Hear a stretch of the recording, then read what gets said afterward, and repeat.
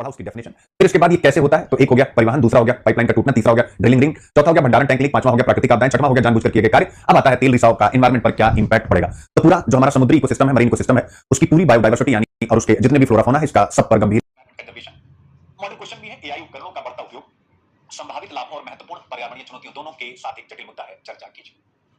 ये हमारी आपकी लाइफ में आना चाहिए। आपको लगेगा कि चलो यार क्यों ही लेकर के हम आए, आपकी अगली पीढ़ी, तो जिस प्रकार से आप अपने आप को रेडी करेंगे, आगे जनरेशंस भी उसी हिसाब से रेडी होंगी।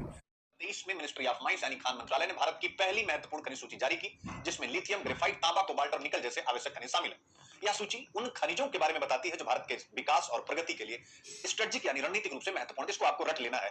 ऐसे ही अब आता है लिस्ट ऑफ 30 क्रिटिकल मिनरल्स। आप सबको या प्रीलिम्स के लिए 2025 याद रखें, तो आप सबको रट लेना है कौन कौन सा है।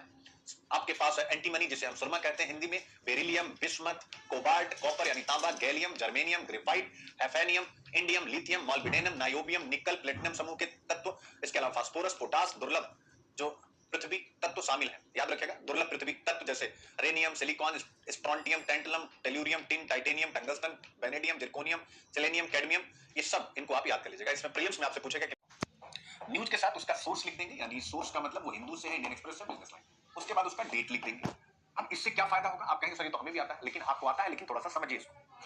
डेट जैसे ही लिखेंगे और आपने सोर्स लिख दिया हिंदू या कौन सा, तो आपको अब पहले से ही पता है यार गुरु अब ज्यादा नहीं लिखना, केवल 2-4 पॉइंट काम के लिखना है, बाकी अगर भूल गए तो लिखिए। और इसमें जो एडिटोरियल के कंटेंट, समझिए इसको, डेट जैसे ही